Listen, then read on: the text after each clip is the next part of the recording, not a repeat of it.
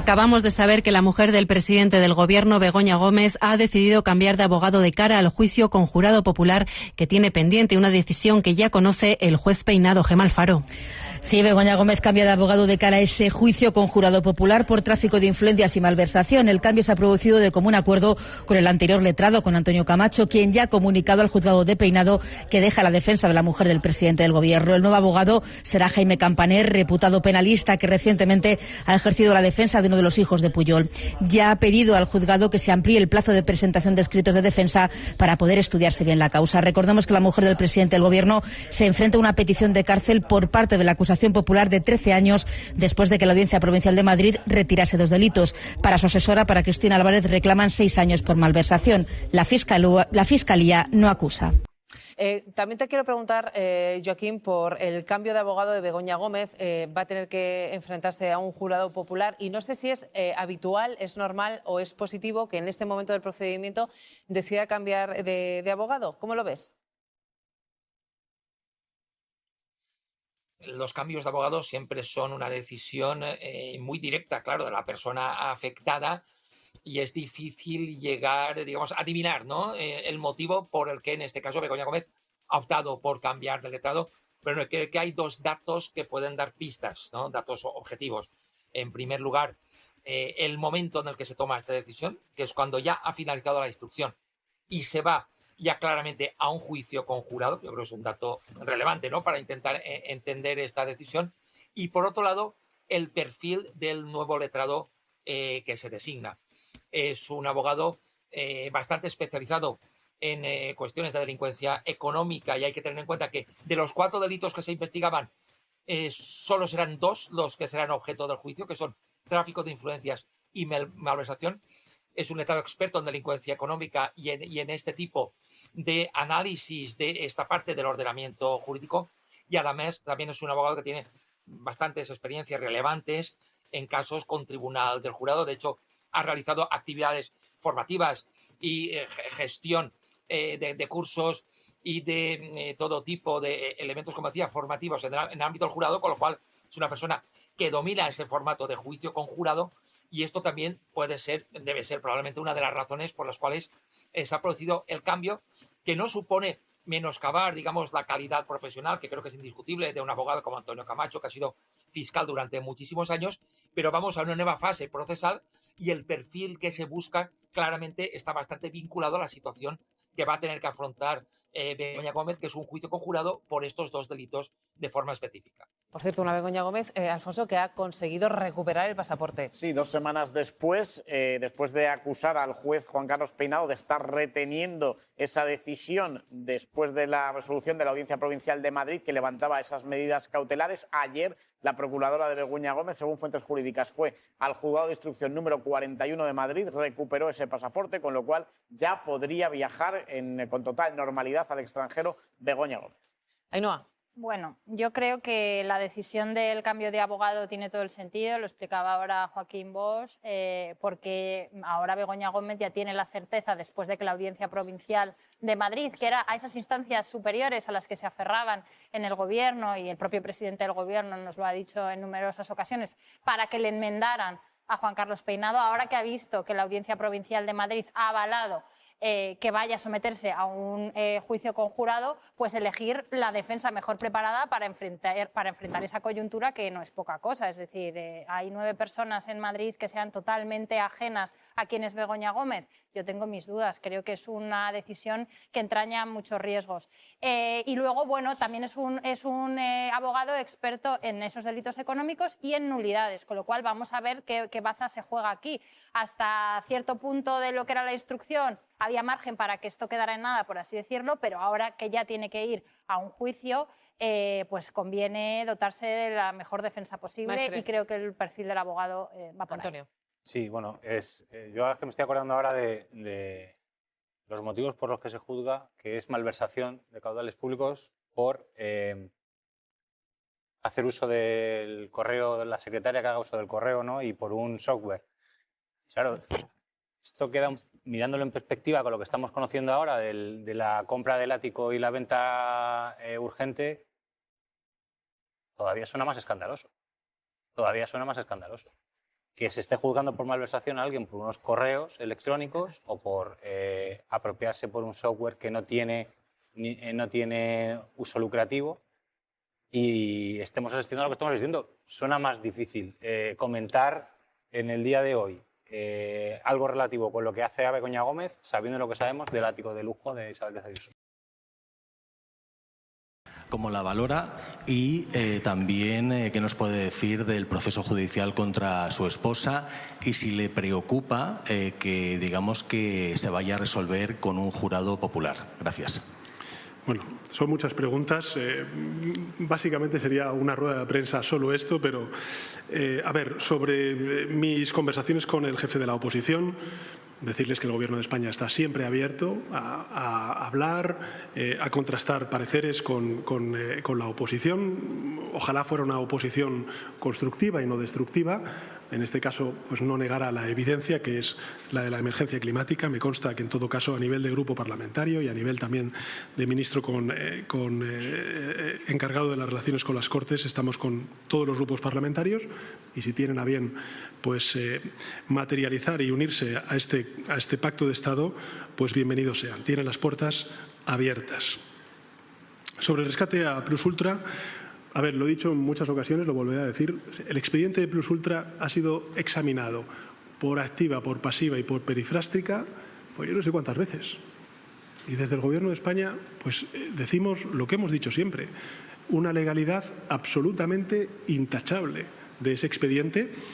Por cierto, que me va a permitir, José, que rompa una lanza a favor de ese fondo que permitió la conservación de 60.000 puestos de trabajo, el rescate a miles de empresas que solamente tenían un problema y era la pandemia de la COVID-19 y que fue una respuesta diferenciada a otras muchas crisis en donde en lugar de proteger a las empresas y a los trabajadores a través de mecanismos ERTE, lo que se hacía era despedir a los trabajadores y no ayudar a las empresas. Y quiero recordar una vez más que no es un rescate, que fue un préstamo con unos tipos de interés que yo creo que, en fin, no eran del agrado de ninguna de las empresas que recibió ese préstamo. Por tanto, en fin, por activa, por pasiva, por perifrástica, se ha examinado este expediente y nosotros lo he manifestado también en las Cortes Generales, lo sabe usted como periodista del país, absoluta tranquilidad al respecto. Y sobre el resto de cosas, las explicaciones, bueno, pues el presidente Zapatero las hará. Yo no soy el portavoz del presidente Zapatero. Él las hará en sede judicial y en los medios de comunicación cuando considere.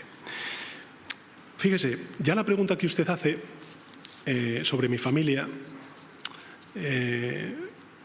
porque evidentemente Begoña Gómez es mi mujer y David Sánchez es mi hermano, pero son Begoña Gómez y David Sánchez. Son dos personas que durante toda su vida lo que han hecho ha sido trabajar, formarse. Uno es mi hermano David Sánchez, licenciado en Económicas por ICADE, licenciado en Composición y Dirección de Orquesta por la Universidad Rusa de San Petersburgo, donde vivió 6 años, habla perfectamente ruso, inglés, donde vivió muchos años, habla perfectamente francés, italiano, y es una persona que ha dedicado toda su vida a trabajar de forma íntegra y a formarse. No es mi hermano solo, es fundamentalmente David Sánchez. Y por tanto él, en un sistema garantista como el nuestro, tiene todo el derecho a recurrir esta sentencia que considera injusta y esperemos que otras instancias, pues evidentemente le den la razón, como yo le defiendo también. Y Begoña Gómez pasa lo mismo. Begoña Gómez y yo nos conocimos cuando teníamos 30 años. Llevaba ya más de 10 años trabajando en su empresa.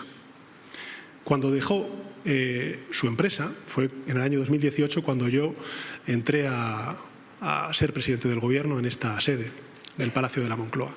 Renunció a su empresa y lo hizo para evitar cualquier conflicto de interés y para evitar cualquier tipo de problema que pudiera surgir, aunque fuera artificial e intencionado, por parte de, bueno, pues de intereses que efectivamente hoy, a través de las acusaciones populares, están haciendo.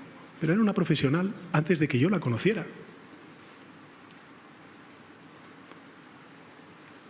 Y antes de yo ser secretario general del Partido Socialista, hasta ya colaboraba en la Universidad Complutense con algunos másters, estudios de posgrado que ella lideraba y diseñó. Por tanto, no es mi mujer, es Begoña Gómez. Lo digo porque en muchas ocasiones, con ese tipo de, no lo digo por usted, de estrategias, lo que se hace es deshumanizar a personas que tienen un pasado de integridad, de profesionalidad, y que además hasta incluso han sacrificado buena parte de su desarrollo profesional, como es el caso de Begoña Gómez, simplemente porque yo soy presidente del Gobierno. Y la pregunta que nos tenemos que hacer es, ¿la pareja de un presidente o presidenta de Gobierno tiene que renunciar a su carrera profesional? ¿Esa es la España que queremos? Y luego ya, pues la deriva judicial, pues, en fin, esperemos que acabe lo que tiene que acabar, que ya saben cuál es mi opinión. Fíjese, es curioso, porque ni en el caso, no de mi familia, de David Sánchez y de Begoña Gómez, la Fiscalía ha pedido el sobreseimiento. En el caso, por ejemplo, de Begoña Gómez, un supuesto delito de malversación, no ha sido ni requerida la abogacía del Estado, que en teoría está para defender los intereses de la Administración pública. Entonces, ¿qué es lo que nos queda? Que es lo que ustedes se han hecho eco en los medios de comunicación, las acusaciones populares. Las acusaciones populares no están impulsando una causa política. Yo creo que eso no es una opinión, eso es un hecho. Eso es un hecho. Gustarán más o menos, pero es así. Por tanto, es evidente, resulta evidente que hay una intencionalidad por parte de estas acusaciones populares y, por cierto, por parte también de partidos políticos. De Vox, del Partido Popular, que se presentan como acusaciones populares y que las únicas propuestas que hacen, que se conocen durante estos años, es elevar penas de cárcel. Esas son las propuestas que están haciendo. Ese es el tipo de oposición que tenemos. Yo, desde luego, no me sumo a ello. Presupuestos. Usted es una periodista informada, lo he dicho antes, nuestra intención es presentarlos en 2026, nuestra voluntad es aprobarlos en 2026 y nuestra intención y voluntad es que las legislaturas, pues como siempre que he gobernado, duren lo que constitucionalmente se establece. Y sobre la moción de censura, si usted recuerda, porque estuvo presente en ese hemiciclo, yo le ofrecí al señor Rajoy que asumieran las responsabilidades políticas, porque no asumieron ninguna responsabilidad política. Al contrario, lo que hizo fue encubrir y proteger una corrupción sistémica que afectaba a su partido. En el caso del Partido Socialista, cuando ha habido el más mínimo atisbo, lo que hemos hecho ha sido actuar con contundencia. Creo que hay una enorme diferencia entre unos y otros. Y hay múltiples casos, no solamente del pasado, sino actuales, en relación con el Partido Popular y con la ultraderecha de Vox, que también nos dicen cómo actúan unos y cómo actúan otros cuando, por desgracia, pues emergen casos de corrupción como el que nosotros también hemos sufrido. Chema Garrido, es una causa política, esto no es una opinión, es un hecho, ha dicho Sánchez. Decía que era muy importante y era muy relevante que el presidente del gobierno de un país diga lo que muchos llevamos tiempo diciendo, que es que aquí hay causas judiciales que son injustas y que afectan a dos personas solo por el hecho de ser el hermano del presidente del gobierno y la mujer de un presidente del gobierno del PSOE. Y que esto lo diga en la Moncloa el propio Pedro Sánchez, creo que debería hacernos reflexionar como sociedad, porque está lanzando una acusación durísima contra determinadas causas judiciales que, desde luego, vienen motivadas para que la derecha, tanto del Partido Popular como de Vox, saquen un rédito político. Es gravísimo lo que ha denunciado el presidente del Gobierno. Hay una lectura que es la de y la legislatura va a durar. Son 4 años también cuando gobierna la izquierda, ha dicho.